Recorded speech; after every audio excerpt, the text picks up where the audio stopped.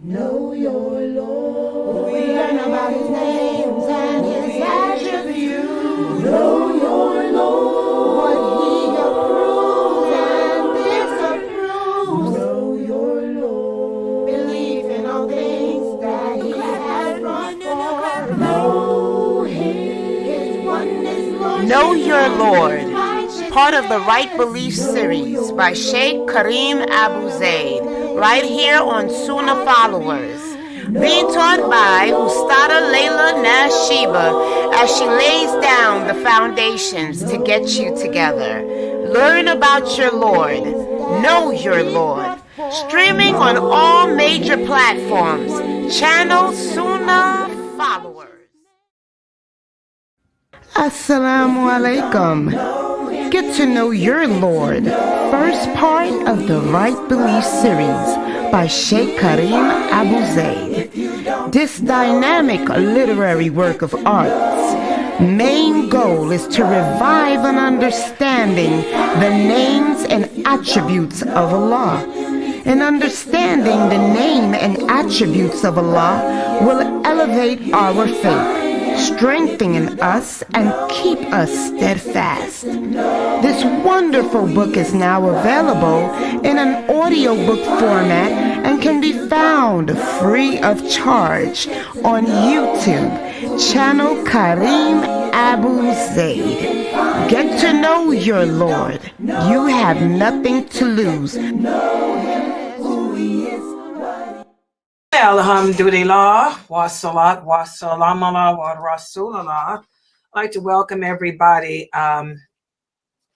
to our series, our Aqidah class. This is the class where we addressed what true belief is. And as you guys can see, there's so many calamities happening to us as a nation today. Oh my gosh, it's all, you turn on the news, it's all over the place.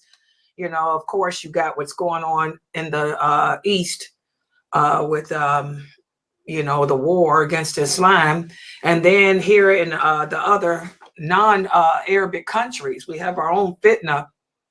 Allah is really sending it to the Muslims here in America, the Muslims in Australia, the Muslims in the UK. I mean, it's just so much calamity, so much trial, so much strife.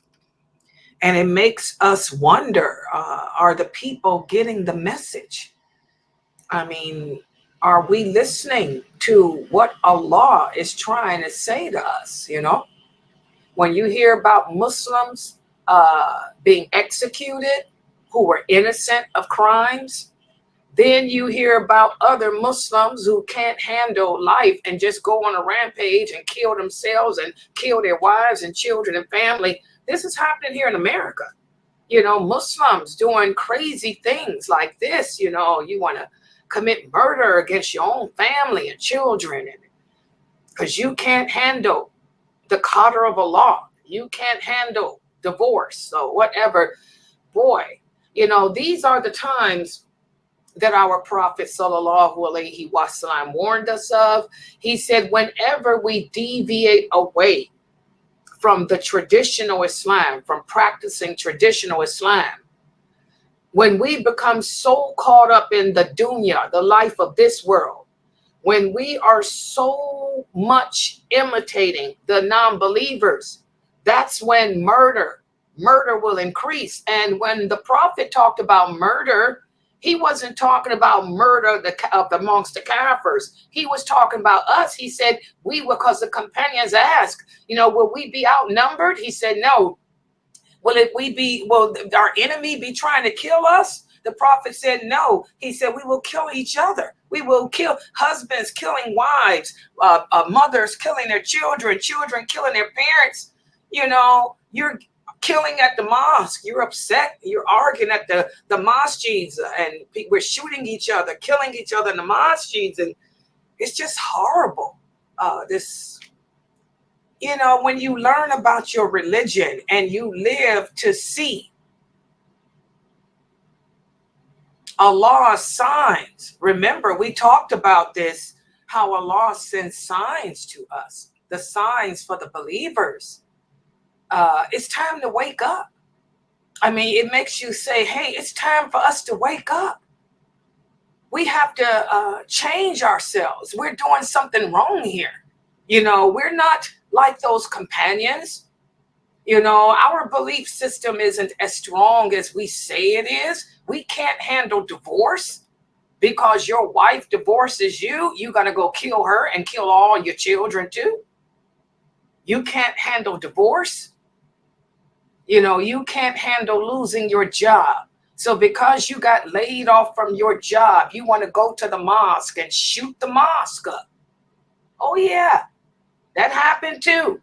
Somebody got laid off from his job, so he went to the mosque and just started shooting inside the mosque. Just had a breakdown. Crazy. We can't handle what's happening with the war. So what are we doing? We're calling each other. We're killing each other with our tongues. We're killing each other with our tongues because you see me drinking Starbucks. Even though there's nothing in Islam that says I can't drink Starbucks. I'm a kafir. So you killed me. Bang, kill her. Bam, she's a Zionist. Bam. We are just messed up as a nation. It's sad. This is a sad day for me as a Daya. It's sad. So what do we do in these times? We have to do what the Prophet sallallahu alaihi wasallam said to do. If you live to see the calamities, the murders, the wars, the homosexuality, the taking of intoxicants, making lawful marijuana, which we got these fatwas out here saying it's lawful to do marijuana now, making drugs and prostitution. Oh yeah, there's another fatwa. I was looking at, somebody sent me a couple weeks ago. Oh, a woman can prostitute. A woman can do phone sex. Remember that? If you don't have no way, you can go and be a phone sex person to earn money for your children. That's prostitution. Who said that? That's not lawful in Islam. And there's always other ways to earn money, like door dashing, like Instacarting. You can door dash on your bike. You can ride a bike and door dash. But we got brothers putting out fatwas telling Muslim women that they can prostitute themselves. Who said that? Who did that? Did any of those female companions ever prostitute themselves? And they were losing their husbands and sons every day. Did they ever resort to prostitution? Allah will always find a way for us. If you trust in him, if you believe in him, Allah will move mountains for you. Allah will cause miracles to happen and from sources you never imagined if you just trust in him. But Muslims today, we don't believe in him. Not properly. And we definitely don't trust in him. We're too fearful and trusting of the non-Muslims. We don't obey Allah. Allah commands those of us who are sick. How many Muslim women have had hysterectomies?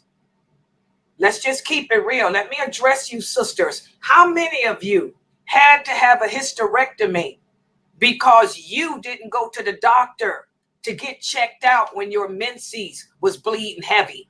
You sat there and let some man on the internet tell you that you had istihada when that's not istihada.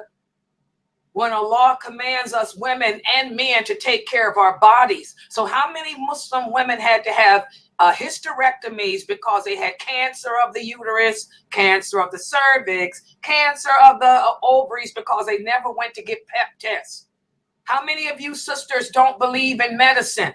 How many of you sisters don't go to the doctor at least once a year to get a pap test?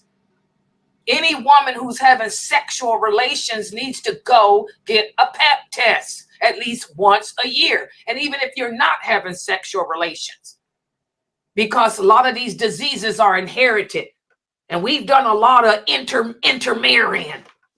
The cousins and stuff. So we don't obey Allah. We don't take care of our bodies. We don't go to doctors. We don't take medicine because we fear the non-Muslims. We fear the Caucasian people. We think that the Caucasians have a conspiracy against Muslims. The Zionists have a conspiracy against Muslims, and they're gonna plant diseases and bombs inside your body, so you don't take medicine, you don't go to the doctor, you fear the man instead of listening to Allah, trusting him. So this is why Allah is sending all these calamities to us. And I'm just here to let y'all know it's not going to get better, it's going to get worse. It's just depressing. Well, you know, when you know the truth, when you don't suffer from conjecture. A lot of us suffer with conjecture. A lot of us suffer with doubt. A lot of us are deluded. But when you're not deluded in your faith, when you're not suffering with conjecture, when you're not questioning why, you see the signs around you and you're like, OMG. Oh, it's depressing. Our Prophet Muhammad sallallahu alaihi wasallam suffered with anxiety. Did y'all know that? All the prophets did. The Prophet sallallahu alaihi wasallam used to worry all the time. He used to worry about what's going to happen to his wives when he was gone. He used to worry about us. What his followers who he have yet to meet. This was his biggest worry. When Allah revealed to the prophet what would happen to the later generations, the war, the diseases, the abandon of the Sunnah, you know, and all of that, how you search throughout the land and only find a handful of true believers, the prophet used to worry. He had a lot of anxiety, just like Moses did, just like Abraham did. All the prophets had anxiety, you know.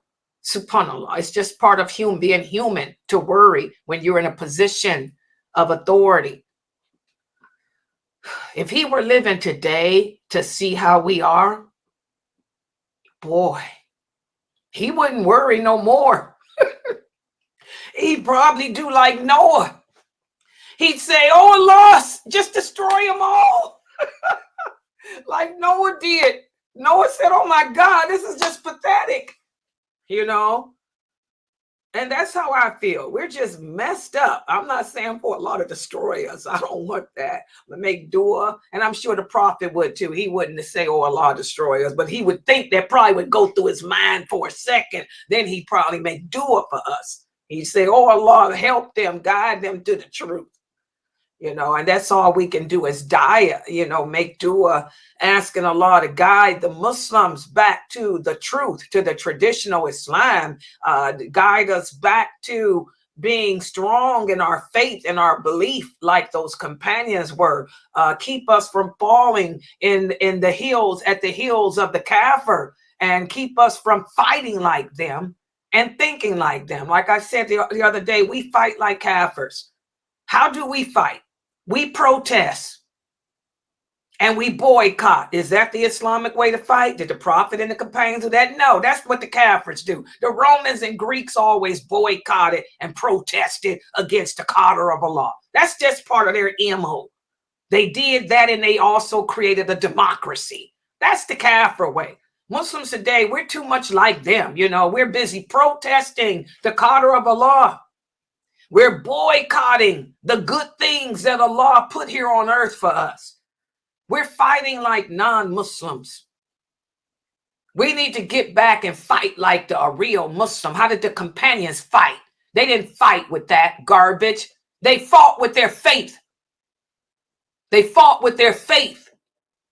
They made dua, asking Allah to keep them strong, to keep them straight, to not allow them to succumb to this dunya and to their fears and to their desires. And they fought with their actions by not transgressing Allah's limits. They didn't call each other kafir. They didn't fight with each other and kill each other and slay each other, verbally or physically, like that. Yeah, well, until we turn back to being like those companions, well, it's not going to change, because the prophet said it's just going to keep getting worse, because we're at that, you know, we're now at the part of the war against Islam. And like the prophets, it's going to spread all over. It's already spreading. It started spreading in the 80s with the Bush. I mean, the 90s, and it's just making its way. You can't change the qadr of Allah. You can't stop it. Like Allah says, if all the creation were to come together to stop what he has willed to be, you wouldn't be able to lift a finger. So, but what we can do is what Allah said, change the condition of ourselves. What we can do is fall back, like our Prophet sallallahu alaihi wasallam said, fall back on your iman, fall back on your aqidah, your belief system. Are you a deviant? Instead of calling other people deviants, check yourself. Are you a deviant? Are you upon Siratul Mustaqim? Are you? That's what we're going to talk about today. We've talking about how faith, how our Prophet Muhammad sallallahu alaihi wasallam told us that faith increases and faith decreases. Okay, it goes up and down, up and down. It's like a pot of boiling water. If you're in a good mood, for some people, when times are good, their faith decreases. Can y'all believe that? There are people out there who are do better when they're faced with hardships. That's how I am. I'll admit it. Anybody that knows me on a personal level, they know that when times are hard, my faith gets stronger. That's just me. When times are easy, I become a little bit lazy and negligent. So we're different. You have to know yourself. Okay, know yourself and learn how to balance that iman. Balance your faith. You don't want your faith to get too low. You need to recognize the signs of weakness, what the triggers are to trigger your iman to go down. And when you recognize that sign is there or trigger is there, do what it takes to balance it out. This is jihad and nafs. This is the struggle against ourselves that we're constantly engaging in. A lot of Muslims today don't know how to strike the balance. That's why we're killing each other, committing suicide, killing our children, all this dumb stuff. So this class is important. And before I continue today's lecture, which is going to talk about how even though the Prophet taught us about faith, how it changes, and how whatever's in your heart is going to show through your actions, and how Allah says just because we say we believe with the tongue is not enough, we have to prove it through our actions. Believe it or not, we have a lot of deviant groups today. Right here, some of you here in this room may belong to one and don't even know it. You may question what Allah has said about faith. And we're going to talk about these groups today. And it's not to call anyone out. I want you guys to listen to what we're going to say about these groups and ask yourself, am I in this group? Am I one of these people? Do I believe this? Is this the way I believe? And if you see that you're in one of those deviant groups, that your belief is tainted, make the change. Make the change. Make the change. So let's put the PowerPoint up on the screen.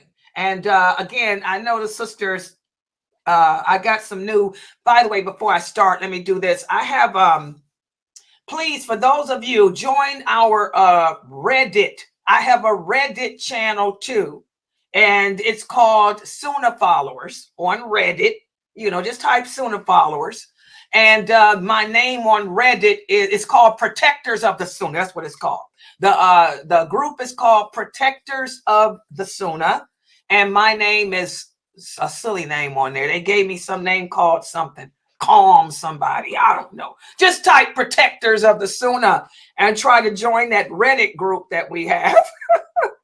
It has Sunnahfollowers online on there and all that. And I have some new shahadas who are following me from Reddit because a couple of brothers from overseas, from the Emirates, have shared me and my channel on Reddit to the new Shahadas, because their English's not too good. These brothers are Arabic, and they sent them to me because my English, you know. So I want to welcome Brother Mike, okay, Sister Amy. They're all logged in here. And also, I can't read those names. Y'all got some funny names, but I want to welcome all my little new Shahadas from the new Reddit group here to the class. And I want y'all to know that if there's any questions you have about what I'm teaching, please ask, and please order the book.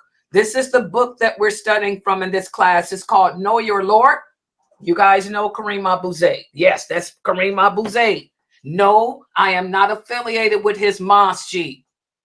So that's another thing I want to talk about too. Let me put that banner up. A lot of y'all think I'm a part of Kareem Abu Zayd's mosque, Islamic community. No, hold on. Please support us. This is a website. We are a separate entity, Sunnahfollowers Online. We've been around since 1986. We are a nonprofit organization. We are officially an online Islamic university free of charge. Yes, we are. And that's our EIN number. I put it there so y'all can see. Yes, we are a legitimate 501c3 nonprofit organization, Sunnahfollowers Online. That's our EIN number, 562324211. And we desperately need donations. In fact, I'm going to tell y'all right now, we are $200 overdrawn again. I knew it. I told y'all we had 3 bills that I needed $500 for the website. We needed $500 for those last 3 bills. Well, the dial pad went out, but hey, please, guys, donate. We are a nonprofit. For those of you living here in America, you can write us off as a tax. We're tax exempt. You can, at the end of the year, December's a couple of months away. Tax write-off for donations. Okay, please support us, guys. I need your donations today because it's the first of the month coming up in a week, and we have to start all over again. How much does it cost, Sister Amy? It costs $2,000 a month. $2,000 a month to run this website. Really? Brother Mike said, and that's not much money. Yeah, it's not much money, Brother Mike, but for us it is, because our website is ran by women. It's me. This is not a part of a Kareem's mosque. You know, I'm not a part of Jamali's mosque. I'm not a part of a Sheikh Saud's mosque or Sheikh Atli's mosque. We are a separate entity. I don't get no money for selling these books. Oh no, I don't get no kickback for promoting these books. I promote these books because they're the best. As a daya, I've been teaching dawah for over 50 years. I've never come upon a series of Aqidah books in English that are better than these. Kareem Abu Zayd doesn't pay me to promote his stuff. I don't get no handouts. The website gets no donations from the mosque, from those masjids. So yeah, it's just me and a bunch of old sisters trying to keep this website going. And a bunch of college students, my little girls, my Bantus from Somalia. So please, guys, support us. We need your donations today. We needed them yesterday. And I'm talking about, we need some real donations. I mean, I know we all pay what we can, $10, $15. I'm talking about, what did I say in that thing? We needed 500 for the rest of this month's expenses. We needed 500. Oh, God, please support us, because I don't know what we're going to do. We're in the hole, and if we don't get, y'all don't see, if I don't log in next week, y'all know why. The stream wasn't paid. Couldn't keep it going. So please support us. And that's how you can donate. You can support this dawah effort by going to PayPal. You can also support us through Zelle and also through Cash App. That's the ticker. So keep your eye on the ticker. It tells you how to donate, inshallah. Okay, so with that said, let's put the PowerPoint up. Yes, and get the book. That's the name of the book, Brother Mike. Yeah, Know Your Lord. It's on Amazon, Sheikh Kareem Abu Zaid, and this is how it looks. They have a children's version out too. I strongly recommend that you buy the children's version too for the kids so they can follow along with their book, because I got the kids participating in here too. All right, so let's put the PowerPoint up on the screen. Yeah, may Allah bless you, brother Mike. All right, here we go. Let's try to share. Can y'all see my screen? Oh, okay, let me fix this. I'll make it better. Bigger, rather. I meant bigger. And okay. All right, everybody. Let me move the Zoom thing around so I can get to the screen. Slideshow from the beginning. There it is. Okay, today we're going to speak about those deviant groups, the groups that have a deviant view on faith and Islam. But before we get to that, I want to do what I promised. I promised you guys that I would give you a quiz on those 3 obstacles. And who can tell us, remind us, what are the 3 obstacles that stand in the way of our belief and practice?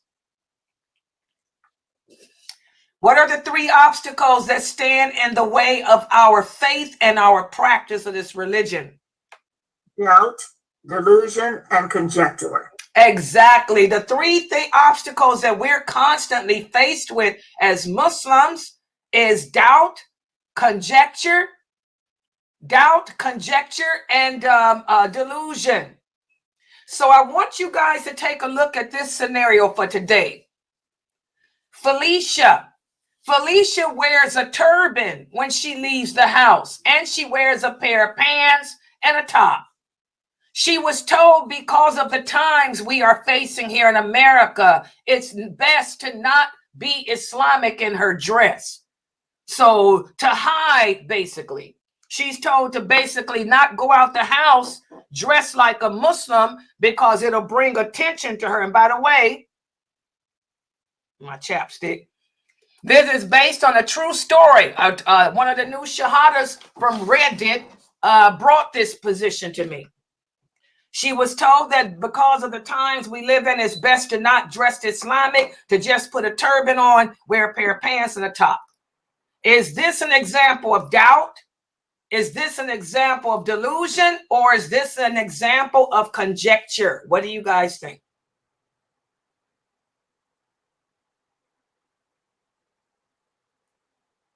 I would say conjecture, because she got misinformation or not adequate information about it. What do the rest of y'all think? Okay, the people on Facebook are typing conjecture too. Good job. Okay, I see y'all's answer on Facebook. Yeah, I see it. What do the rest of you guys think? Anybody with a different answer? And remember, it can be all 3, but which one stands out the most? Which stands out the most? Doubt, delusion, or conjecture? Good job. Everybody got it right. Conjecture. Yes, because she doesn't have the correct information. Good job, Brother Terry. By the way, I have some of my new shahadas. You brothers ask, are there brothers that listen to me? Yes, this is one. I put his answer on the screen. I got Brother Tarek here. I also got Brother Tajri too. Okay, but as Brother Tarek wrote right here, it's conjecture because she doesn't have the correct knowledge or information. Good job, Tajri. Conjecture. Yes, we can say she's deluded too, but her delusion is a result of not having the correct information. That's why we have to be so careful as Muslims today, especially living in America today with all the fitna that's going on here, how Allah is testing us, and punishing us too. For some of us, it's a test. For some of us, what's happening here in America today is a test, but for many of us, it's a punishment. We have to learn this religion. Remember, seeking knowledge of this religion is an obligation upon all of us.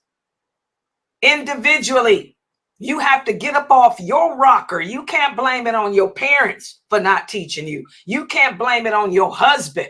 You have to seek the proper knowledge on your own. You got a phone, log in on that phone and join my classes every day.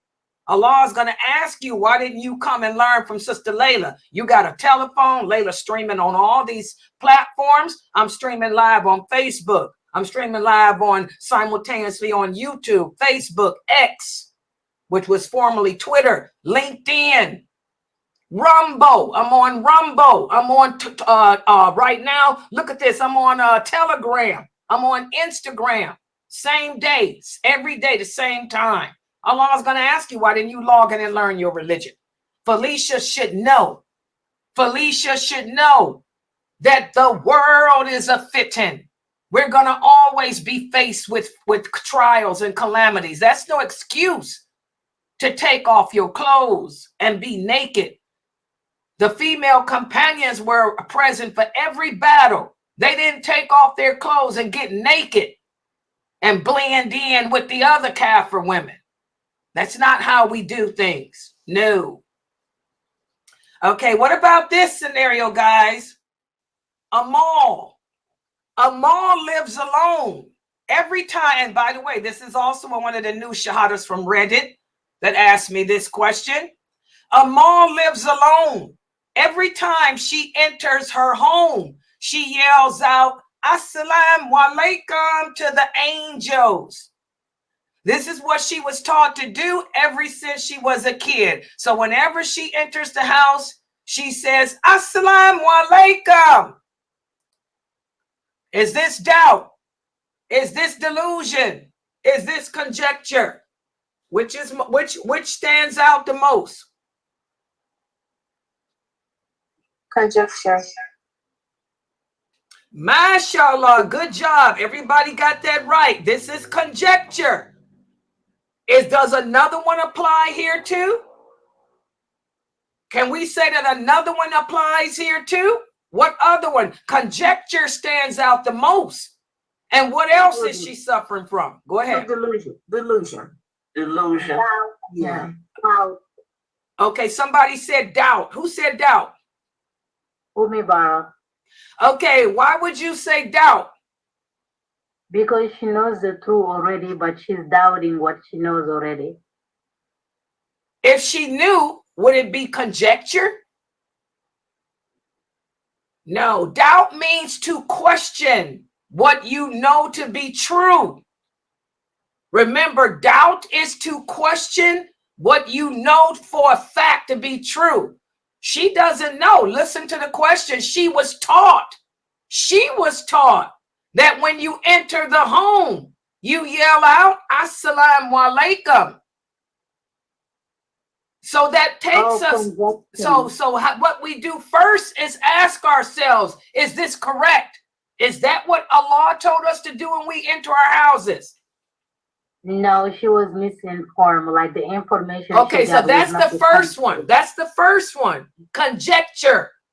Okay, and then the question is, what else, which of the other apply and why? For conjecture, because she doesn't have the information, and because she doesn't know what Allah says about entering the home with the salams. This is also making her what? Because she what? Who said delusion? Why is she deluded? Why would you say delusion? Because she's believing something that's not true or not so. Exactly. What does delusion mean? Delusion means to believe something is possible that is not possible. To believe something is true that's not true. She actually believes that when she comes in a house, she got the salam angels.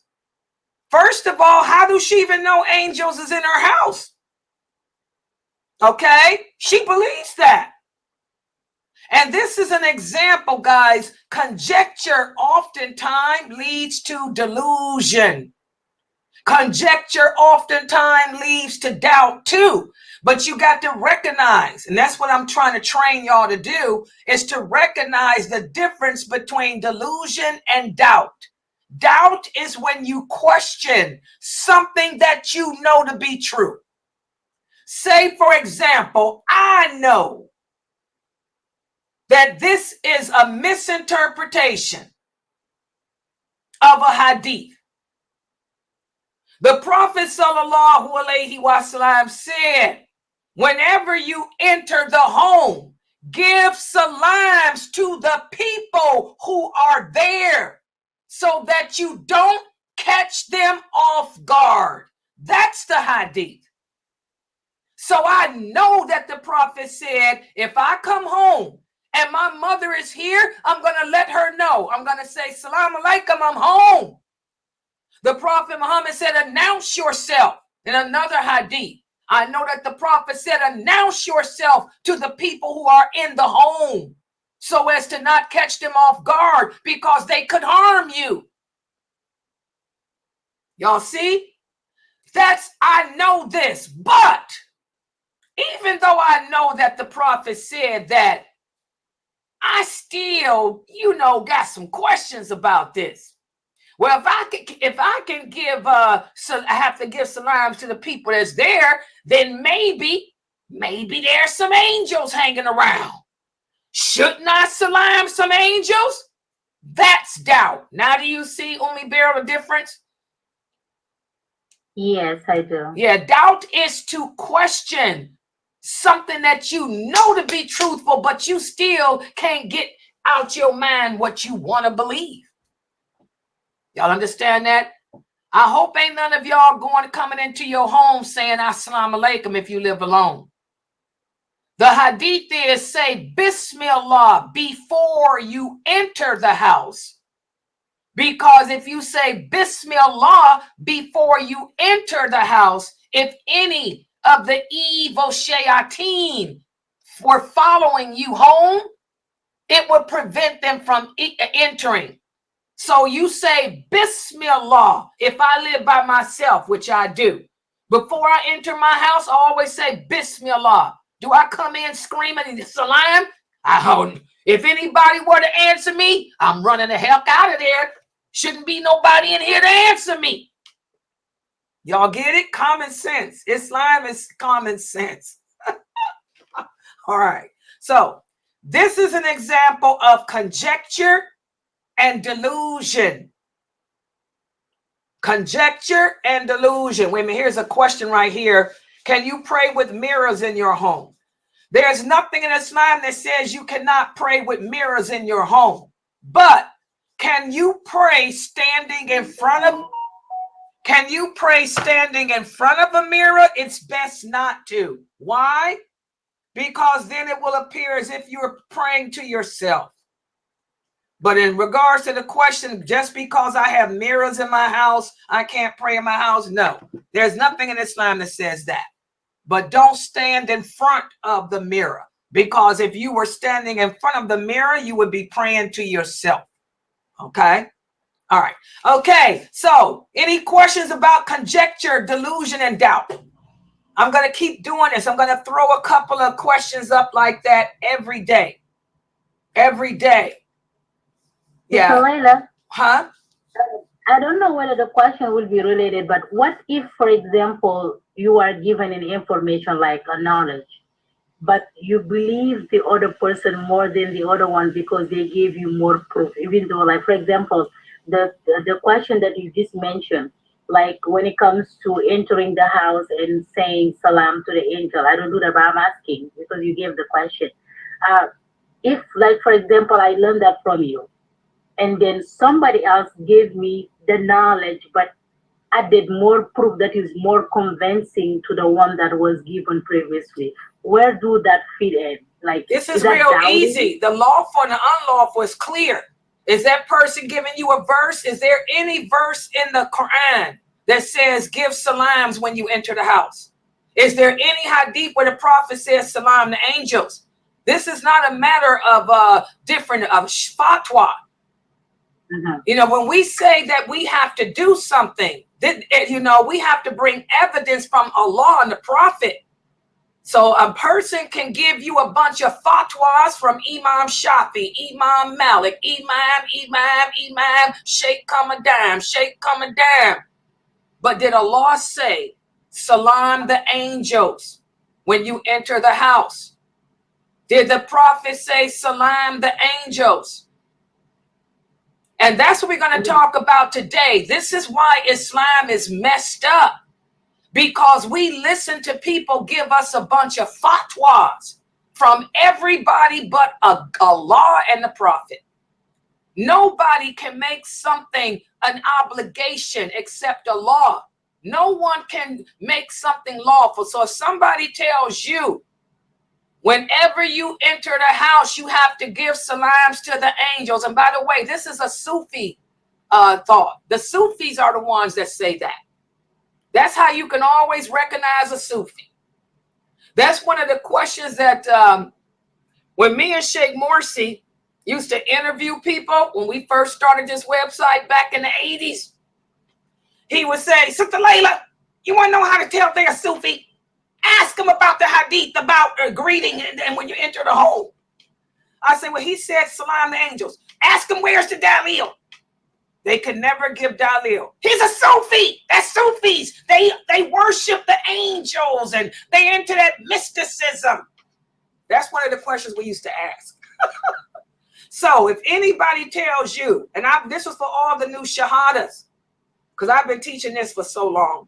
If anybody tells you that when you enter the house, you're supposed to give salams to the angels, tell them, can they please give you the authentic hadith where the Prophet Muhammad said, whenever you enter the house, give salams to the angels?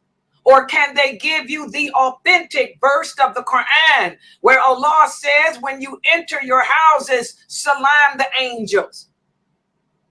And they'll spend their entire life trying to find a hadith or a verse. There's no such thing. But I just gave y'all the real hadiths. What's the source? Bukhari and Muslim, where the Prophet says, greet the people in the homes. He's clear. He says, greet the people in the home when you enter it, so as to not catch them off guard. That's clear. That's Bukhari. That's Muslim. So that's how we handle that. Because as we're going to talk about today, the deviants, they have a lot of garbage that they use as evidence. But is it based on the Quran or the Prophet, or is it based on Imam, Sheikh, and all of that? The intelligent Muslim will tell you, take your papers and shove them. Either bring me the Nas, the clear Nas. That's why for the new shahadas, I want y'all to listen to me. You cannot learn this religion from 2, 3, 4 different people, because they're going to mess you up.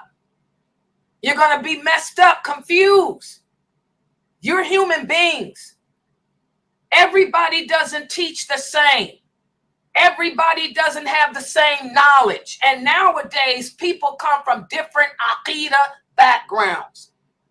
Just because a person says that they're upon the Quran and Sunnah doesn't mean that they are.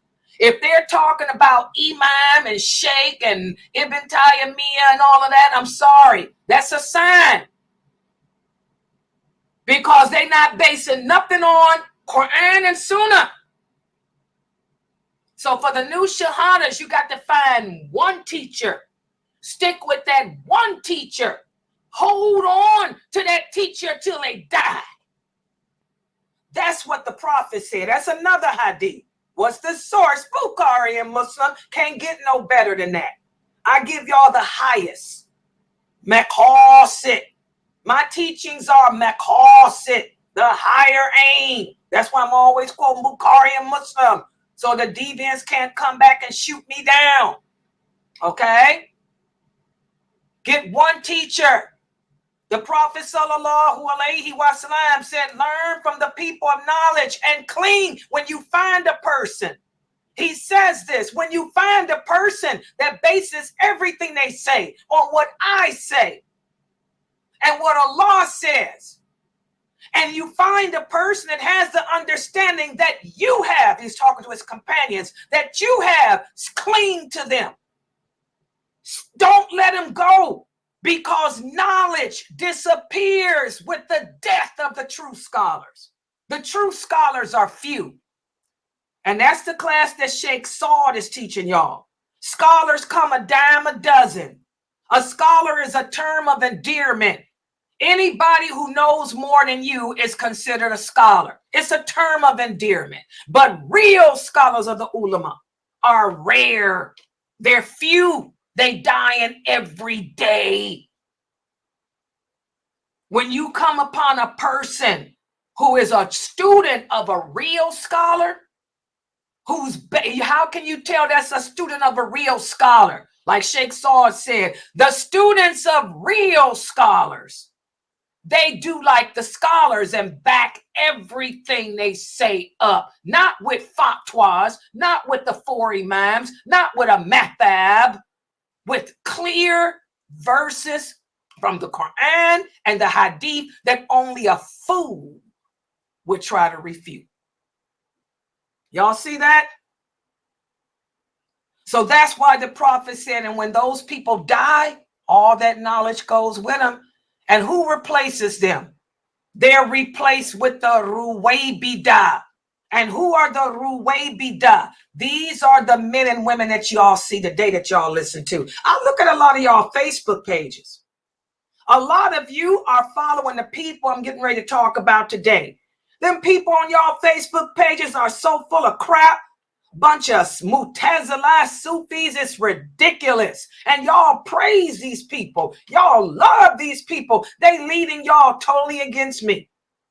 I teach the true Islam based on Quran and Sunnah, but y'all listening to a bunch of innovators who don't even believe that faith and action go together. I'm going to show y'all today. They don't believe that action is a sign of your faith. Oh, they question the basics. So for the new shahadas, if you want to really grow in your knowledge and your understanding of this deen, you got to let go of them other people y'all listening to, or you're going to be confused, like the sister was asking in this question. Because we're the Ruwaybidah, like the prophet said, they know all about science. They know all about politics. They got all the statements of who they claim to be scholars and who they claim to be imams, but they don't know nothing about the hadiths. So if y'all don't want to end up like that, for you new shahadas, you got to let go of them other YouTube channels. You got to let go of them other people. You got to let them go and just stick right here to Sunnahfollowers, because the people that are with me are teaching like me, because we're upon the same minhaj. Y'all understand that? You can listen to me and listen to Dr. Jamali and listen to Dr. Ali and listen to Sheikh Saud and not get confused and mixed up. Not when it comes to Aqidah issues, because we ain't into that Murjiah stuff. We're not into that Ashari crap, which we're going to talk about today. Y'all got it? A lot of people that claim to be Quran and Sunnah are Ashari, guys. A lot of these brothers y'all got on y'all Facebook pages who do talk a good game, and they are Ashari. And I'm going to break it down and you're going to recognize it. If you got any intelligence about this deen, you'll see it. But for my new shahadas, let them go. Brother Ahmed, you hang out with Shiites. You got to let them Shiites go on YouTube. Stop listening to them. That's why you're twisted, asking me about Adam and Eve, where Adam and Eve is. What kind of stuff is that? Let that Shiites go. All right. Get to the class today. Okay. All right, brothers. Y'all ready for it? And by the way, this is for you brothers who are asking me about these groups, and also myself, because I don't deal with this stuff. I mean, I teach Quran and Sunnah. I've been giving dawah for 50 years, and I've never, ever dealt with these sets and groups, but they all are here. So this is, I had to, when I first taught this class 2 years ago, I had to have one of my brothers break down who these groups are, because I never heard of them, because I'm sheltered. I live a sheltered life, protected from these people. But anyway, I'm getting ready to go over them now. Here we go. Let me make this smaller too. I want you brothers to screenshot, and I want to, when y'all screenshot, I don't want y'all sitting up looking at Layla Nashiba's picture. So hold on. Let me make this bigger. There y'all go. Can y'all see that? And less me and more there. So we talked yesterday about how there are two major groups that emerged, both of them during the time of the companions. Okay, the Mutazilai, who were the extreme right, and the Kharijites, the extreme left, or whatever. And those two groups, from those two groups emerged many, many others, and all of them are in existence today. And like I said, many of the people y'all listen to belong to these groups I'm getting ready to talk about.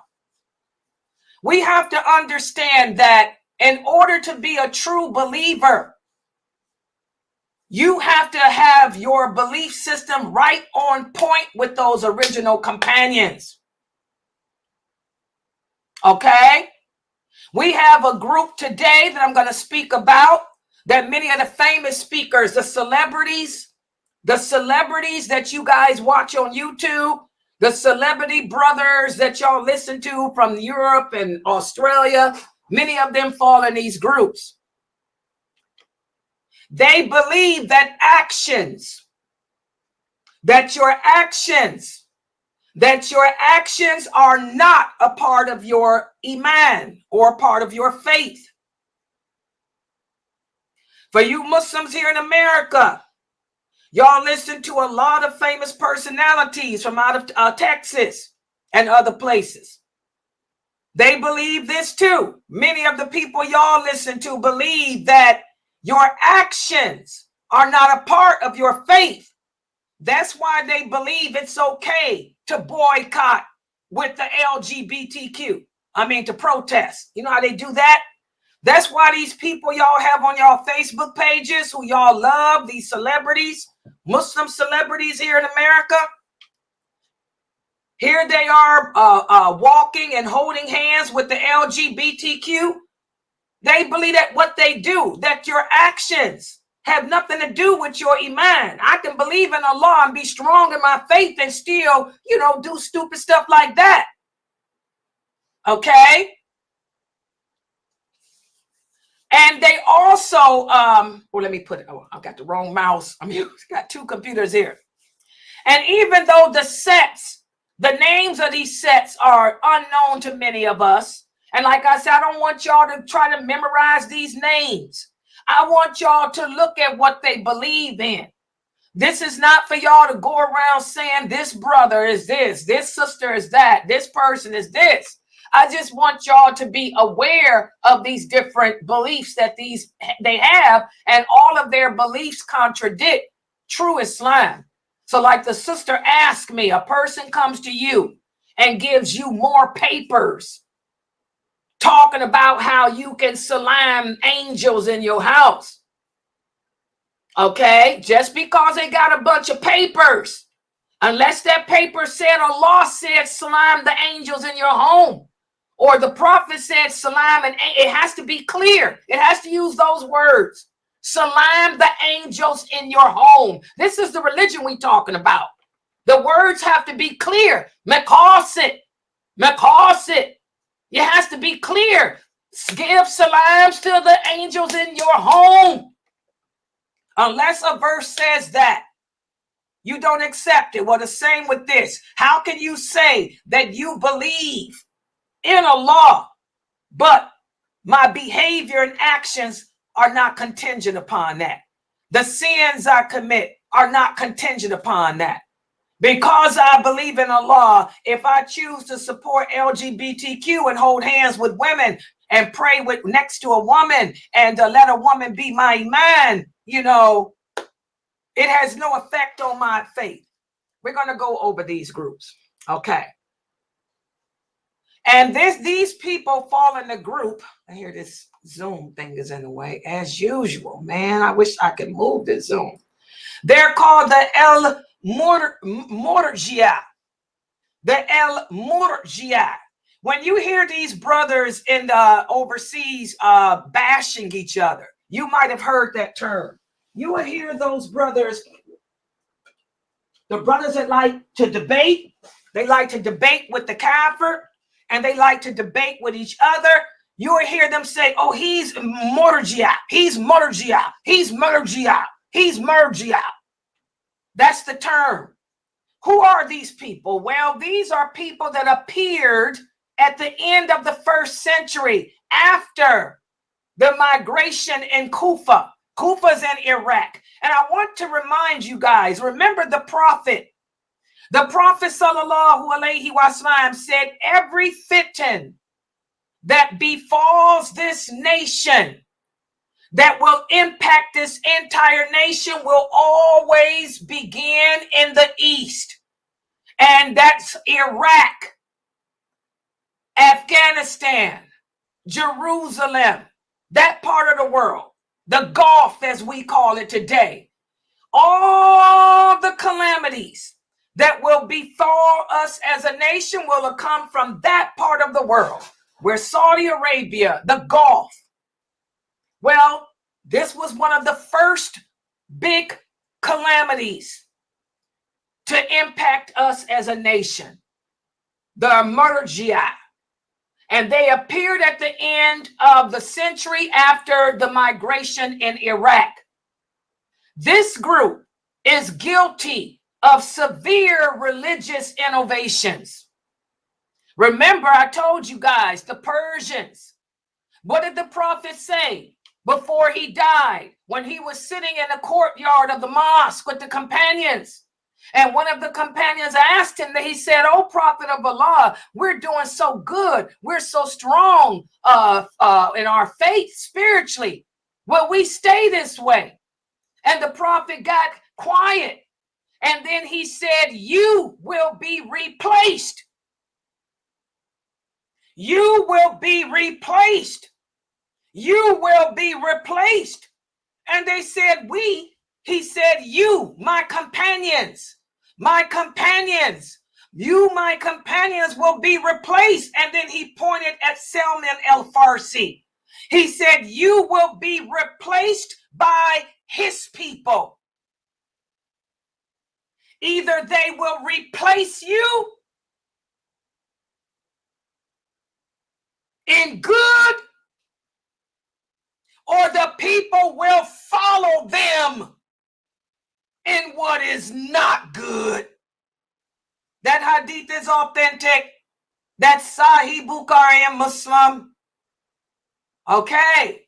So, when the Umar, radiallahu anha, he was the one that conquered the Persian Empire. The Persian Empire was destroyed and conquered by Umar during his caliphate, radiallahu anha. Okay?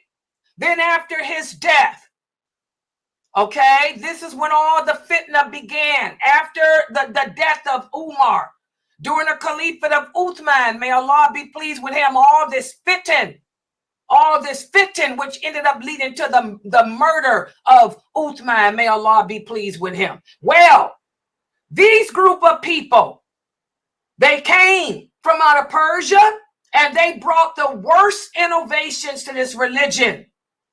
And a lot of the scholars believe that the term, the Murjiah, is because of the first innovation they brought. And the first innovation they brought affects the definition of faith.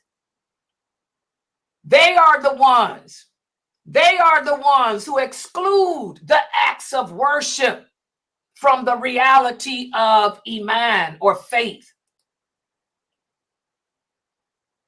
Their intention was to make the religion representative of a whole body in the face of extreme partisan infighting. This is when all the infighting began. But their belief system, it lacked basis. And secondly, they diluted the concept of faith to the point that it was meaningless. In other words, these people, the people of Kufa, They were the ones that played a big role in the murder of Uthman. May Allah be pleased with him. I did the story of Uthman to you guys. They were the ones that Aisha, radiallahu anha, led a battle against. And she did go to Kufa to seek vengeance for the murder of Uthman. Aisha led an army of over 30,000 men, and she put to death over 30,000 men from Kufa who played a role in the murder of Uthman. Oh yeah, that was Aisha radiallahu anha. Just like yours truly. Hello. So these people were horrible. They were the ones that first distorted the true meaning of belief. Their belief system deviated, and they claimed that all acts of worship are a result of faith, but are not a component of it. They also claim that faith does not increase nor decrease. They murdered Uthman. May Allah be pleased with him. This had no rearing on their iman. Okay? Acts of worship. I pray because I believe in Allah, but praying is not an element of my belief. I give in charity because I believe in Allah, but giving in charity is not a component of faith. This is their belief. And they have branched off into different groups. The Murjiah. They emerged from out of Kufa, and now they branched off into different sects. And we're going to talk about them. And these sects are still prominent today. One sect. How many of you have heard of the Al-Jamia? The Al-Jamia. The Al-Jamia. This is a sect of the Murjiah. They define faith as simply acknowledging Allah in your heart, while disbelief is the state of being ignorant about him. These are the Muslims you know here in America that tell you my faith is in my heart. These are the Muslims you know from the Middle East. You look at those Muslim brothers, the Arabs, they come to America, they smoke, they don't wear beard, they don't pray, and they tell you, oh, I don't have to pray. My iman is in my heart. They believe that the statement of the tongue and submission to the heart and love of Allah and the Prophet are not part of iman. Y'all see that? A lot of people belong to this group. There was a famous woman who was very popular here in America in the 90s and the early 2000s. Why was she popular? Because she was a Caucasian woman and she converted to Islam. They loved her. Oh my God. They loved her because she was a Caucasian and she converted to Islam. This woman spent the rest of her life. She died of cancer. May Allah forgive her of her sins and make her grave spacious. Ameen. But she spent her life after converting. She would travel around America, giving lectures at the mosques. She was also lecturing with CARE and all those other organizations. What's that? These the MSAs and you know, they always had her as a guest speaker. I was invited to a conference because I was married at the time to the old man. Oh yeah, I was married to the old man. They invited the old man to lecture at a conference. And they asked him to bring me as his wife to lecture to the women. And she was there lecturing as well. She lectured to the men and the women, okay? Old Main wasn't having Layla lecture to nobody but the women. The women didn't come to hear me, though. They put us at the same time, which I thought was crazy. They put her lecture and my lecture at the same time. So you know nobody came to hear Layla Nashiba, but they all went to her because she was popular, famous. And I remember in her lecture, she was supposed to talk about love of Allah and the prayer, the importance of salat. And I remember she made the statement. She said, prayer is not an obligation. She said, do you guys hear me? She said, we're not obligated to pray. It's a choice we make. I'll never forget that. I was sitting in that room by myself because nobody came to hear me. The women didn't, but all the women and men were listening to her. And she was talking about how prayer is not an obligation. We do it out of love. And I'm like, what is she talking about? And I'll never forget. That's when the old man, he told me, he said, El Murjiah. There's a lot of these El Murjiah groups out here. He said, you need to let the sheikh know. Because the sheikh that invited us to his mosque didn't know that she was saying. So I sent the sheikh, I recorded her, and I always had my laptop. I recorded what she said. And I sent a copy of it to him. And I said, Sheikh, nobody came to listen to Layla because I'm so Salafi crazy. But they listened to this Murjiah. So a lot of Muslims here in America, and she's part of these, was with these groups that y'all listen to today, okay? A lot of them are of this belief.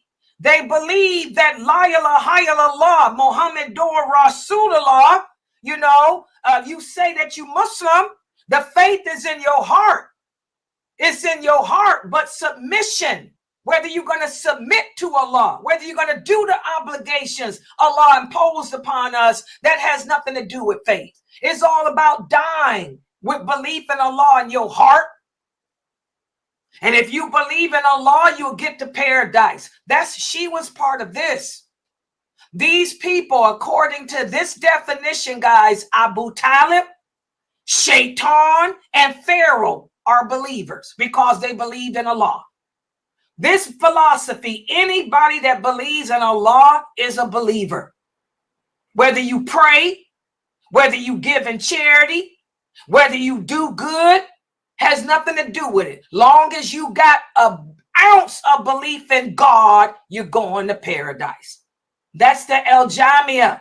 And for you sisters, a lot of those women that y'all have on y'all Facebook groups that y'all listen to, especially the ones that look like nuns, this is what they are. El Jamia. Because they're with her. She was with them. Okay. Another group. El Qaramiyah. The El Qaramiyah. They're another group of the El Murjiah. Okay. They say that faith is the spoken words. It's just the words. But we don't have to acknowledge it in our heart. They're the opposite. The El Qaramiyah are the opposite of the El Jamia. According to them, a hypocrite who makes the shahada with their tongue is a believer. So they're saying it doesn't matter what you have in your heart. As long as you say with your tongue, La ilaha illallah, you're a believer. Isn't that crazy? We have a lot of them in America too. I personally haven't met any, but I know a lot of El Jamia. A lot of these people that y'all got, the women that y'all have on y'all Facebook pages, are El Jamia. You got some famous African American sisters here. El Jamia. Okay. Here's another group. This is the group that's become very popular lately. And it's popular because you guys hear the brothers arguing and debating about it. The Ashariya, the El-Ashariya. They lived during the time of Imam Ahmed. He was the leader of those who practiced the European dialects and rhetorical stuff. Not Imam Ahmed, but these people, the person that began this group from out of Europe. That's why y'all hear a lot of these brothers, a lot of these famous celebrity brothers from out of the United Kingdom are Ashariya. A lot of these famous brothers that y'all listen to from out of Australia and out of the United Kingdom are of this belief, Ashariya. And that's why they attack my website all the time. Okay. These people, let me go into their belief. These people, their leader was Abu al-Hasan al-Ash'ari. He went through different religious phases.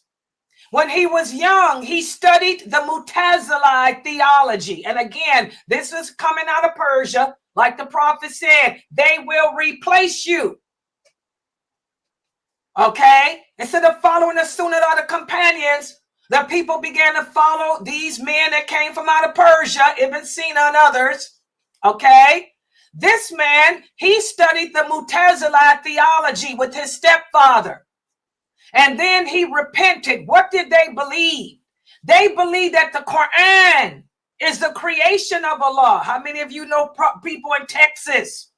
We got some famous speakers out of Texas who will tell y'all that the Quran is not the words of Allah. It's the creation. We got some brothers on the East Coast too. Oh yeah. We got some brothers on the East Coast here in America that will tell you that the Quran is the creation of Allah. Ashariya. They'll tell you that they follow the Sunnah. They believe in the Quran and Sunnah. Some people even think that they Salafi. But these people do not believe that the Quran is the words of Allah. They believe it's the creation of Allah. Well, their leader here, he ended up repenting before he died. In fact, he wrote, "We have now argued for the validity of our belief that the Quran is uncreated. We have not found any scholar who ranks as an authority believing that the Quran is." So here you can see that he openly renounced his belief that the Quran is a creation of Allah. He openly renounced it. And he also said, the belief we hold and the religion we follow are holding fast to the book of Allah and the Sunnah of the Prophet and the traditions of the companions and their successors and the Imams of the Hadith. Talking about Imam Bukhari, Imam Muslim, Tirmidhi now.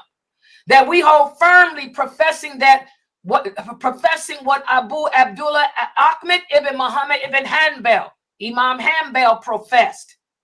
So you can see that he ended up recanting his belief that the Quran is the creation before he died. But even though he did that, the schools of thoughts that are emerged after him that exist to this day still hold that belief.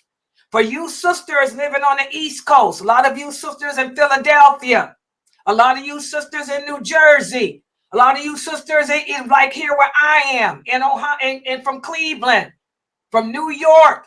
There's a lot of famous speakers in those areas that belong to this El-Ash'ari belief. Okay? They believe that faith is simply to say, La ilaha illallah, Muhammadur Rasulullah, and that faith does not go up and down, that it doesn't increase, nor does it decrease from our actions. That's why a lot of you sisters will come to me from the East Coast talking about what those imams do in those offices. Now, does it make sense why they do what they do? They don't believe that their sins have any effect on their faith. They don't believe that faith disappears when a person's committing a sin. There's also a famous brother who had put out a fatwa 2 years ago saying that you can smoke marijuana. He's one of those famous speakers too. Now do y'all see where he is? A lot of you say, oh, he's Salafi. Oh, really? El-Ashariya, the Asharis. They believe that faith does not go up or down. It's simply saying you believe in Allah. Your actions have nothing to do with that. Y'all see that? So that's why a lot of you sisters who end up in those masjids, the imams do what they do. The brothers do what they do. How is it these brothers can be oppressive towards you as a woman? They think all they got to do is say they believe in Allah. Their actions have nothing to do. They don't work. Those brothers that don't work, that don't do their job, they don't provide, they don't maintain, that ain't got nothing to do with their iman. Their iman is not based, this is what they believe, on whether they fulfill their obligations to Allah. These are Murjiah. We have a lot of them here in America. East Coast, West Coast, the Jahmiyyah in the South, they're all over. And here's another one. This is the most popular one. The Murjiah el-Fuqaha of the Hanifa. Y'all hear this group a lot. They adopt the definition that faith is exclusive of actions too, that your actions ain't got nothing to do with your iman. They also claim that your iman does not go up or down. It doesn't increase or decrease. That is simply just saying it with the tongue like the other ones. And of all the different classes of this deviant sect, more of them are this type in America. We have more of the Hanafiya type. The Hanafiya, these are called the El-Murjiah Hanafiya. This is the kind that Dr. Jamali is always speaking about. These are the brothers that's telling you sisters that they ain't gonna be married to you over the age of 40. These are the ones that do that type of stuff, guys. Why do they do the acts they do? Why do they marry women and divorce them like that? Because they don't believe that their actions have anything to do with their iman. Okay? Even though they claim to be Hanafi, they will tell you that they're Hanafi, but they're not, because their interpretation of faith is not what the four imams had. Okay? Their interpretation of belief is nothing like the imams. Okay? But they call themselves the Hanafiya. The Hanafiya. Okay? And then the last group of them is the El-Maturidiya. They also say, now they're a little different. They say that faith is the affirmation of the heart only and not the tongue. As long as you believe it in your heart, you good to go. We got some of them here in America, the South, Texas. You can't judge me. Those women that tell you, Sister Layla, you can't judge me. It's in my heart. I'm not judging you. I'm just telling you, you asked me a question. You asked me, can you wear a locket of your mother's dead ashes around your neck? And I told you the answer, no, you can't. You can't judge me. It's in my heart. A lot of them too. They believe in knowing our Lord based on reason as precedents before what Allah says about him in the Quran. Okay? I had to deal with a lot of them on this website. They also view that Islam and faith is the same. I can wear my mother's locket with her dead ashes in it. I'm still a Muslim and my faith is still strong. A lot of them in Texas that I had to encounter. Okay, so those are the different sects of the Murjiah.